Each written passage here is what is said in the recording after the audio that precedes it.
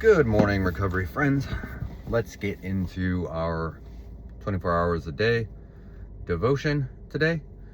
Uh, I'll share about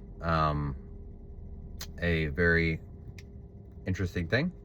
I think that connects with this one this morning in a second. So, when we came into AA, we came to believe in a power greater than ourselves.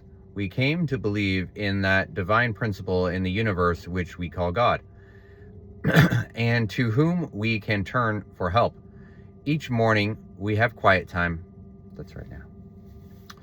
We ask God for the power to stay sober for the next 24 hours.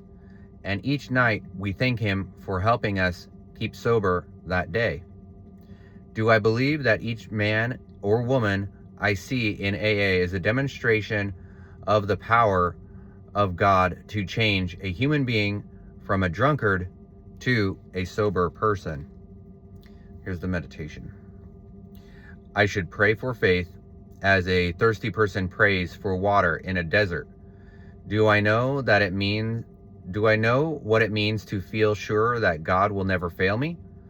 Am I sure this as I am sure that I still breathe? I should pray daily and most diligently that my faith may increase. There is nothing lacking in my life because really all I need is mine. Only I lack the faith to know it. I am like a rich person's child who sits in rags when all around me are stores of all I could desire. All right, here's the prayer. I pray for the realization that God has everything I need. I pray that I may know that His power is always available for me. In Jesus Christ's holy name, I pray. Amen. That part at the end of the first section, do I believe that each man or woman I see in AA is a demonstration of the power of God to change a human being from a drunkard to a sober person? I met with my recovery group yesterday. It's a group of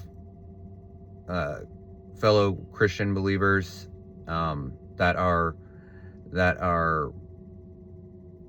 in recovery from drug and alcohol addiction. There's also some codependence in there, and yesterday there was a wife of one of our leaders that was in there. So it can be a mixed group.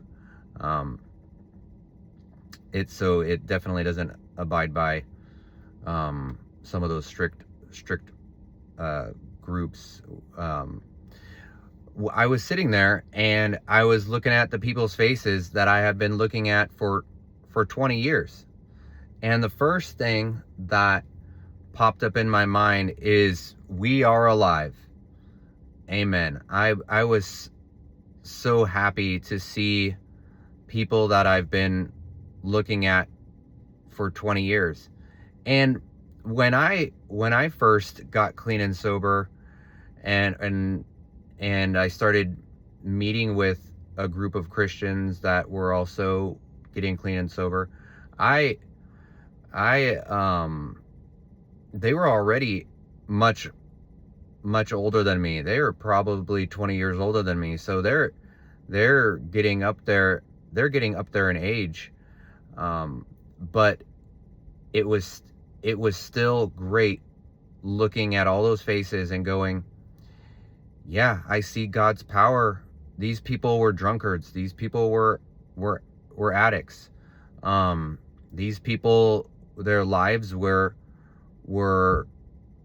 dwindling away. All of our lives were dwindling away. And the one thing that I can see concrete in real time is a bunch of people whose lives were destroyed and the only thing left for them were jails, institutions, and death. Same with me. The only things left that were jails, institution, and death. And I'm looking at them, and they are happy, joyous, and free, and they are clean and sober, and we all are there looking at each other. And for me, it was 20 years later. That's 20 years of life. And so as I looked at their faces, like I said, they're all probably 20 to 30 years older than me. And it gives me great hope. It gives me great hope that that God has the power to continue to strengthen me and keep me clean and sober, and keep me facing each day, one day at a time, with God's power, and that I have everything I need, and God supplies all of our needs. We just have to figure out how to accept life on life's terms, and not it's not my reality that I'm living in. I'm living in God's reality, and that is the new idea that permeates my thinking. I'm actually getting a text right now from some of my group, and they're super happy about being able to get together. All right, y'all.